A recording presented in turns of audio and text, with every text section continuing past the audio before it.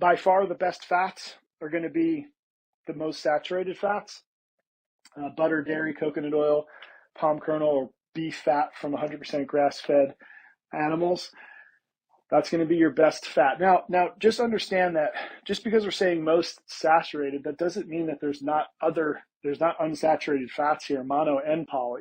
Okay, when you're getting, especially from animals, you're getting all the omegas, the 6s, the 9s, like you're getting all that stuff in here. Okay, so it's not that what we're saying is omega-3, 6, 9s, and polyunsaturates are all bad.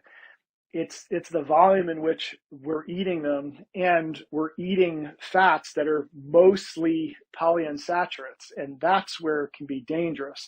You're going to get it in there if you really eat this kind of diet. You're going to get all the omega-3s. You're not going to need to supplement with fish oils and all this other stuff. And understand that a lot of and I didn't put this in the book, but a lot of the benefits that people are seeing from high fish oils is actually a suppression of the immune system. And so you see inflammation drop. And this is what Ray wrote about in his fish oil experiment.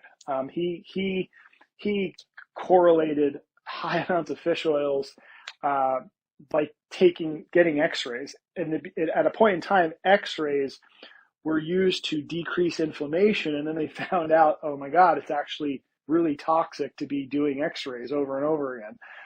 Well, he basically says fish oils are basically the same. It's an example, the same type of thing. There's a decrease in inflammation, but it can be very toxic long term. Okay, so the best sources of fat are going to be here. You've got the monounsaturated fats, which again are can be beneficial, but we use these more in our house as supplements, complements to meals. So olive, cashew, macadamia, avocado, and then chicken and pork fat from properly raised animals, and that's the big catch here. Chicken and pork, if it's the properly raised, properly fed, then yes, you're getting some good, decent sources of fat here. But most chicken and pork, chicken and pig are not raised properly, so it's mostly unsaturated polyunsaturates because these animals can't convert the unsaturated to saturated like cows, bison, and those types of animals. True herbivores, really. True herbivores have the ability to convert unsaturated to saturated. Omnivores, they can't, right? Like humans, okay?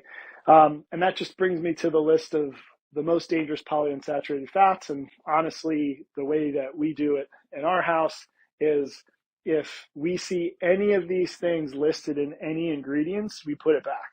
I mean, and it's kind of crazy. We actually do this with our dog food too. And that's probably the biggest challenge, is to find dog food that doesn't have this stuff in it.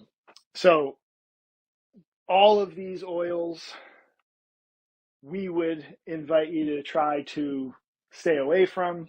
I would say that one of the biggest benefits that we've seen people, the biggest benefit we've seen people have is when they eliminate all foods that have high polyunsaturated fats in it, because it really eliminates a lot of the food supply. But here's your list. Why are polyunsaturated PUFAs dangerous? It's because they're unstable. Like I mentioned in the book, they have many double bonds, which makes oxygen more likely to bond with it, which changes the molecule and becomes rancid. This is why trans fats were created, because these molecules were so unstable. The trans fat is basically the artificial stabilization of these fats, right? So I think it's pretty universally accepted that trans fats are bad for us, but they're trying to chemically alter polyunsaturates to make them more stable instead of just eating the stable fats. Like, wow, wouldn't that make more sense? Oh, yeah, whatever, can't mass produce. This is much easier to mass produce than properly raised animals, dairy and butter, right? So that basically wraps up chapter 5. In chapter 6, we go over the vitality foods, the vitality food pyramid, And we get into what are the best types of carbs, protein, and fats very specifically. So I'll see you in chapter 6.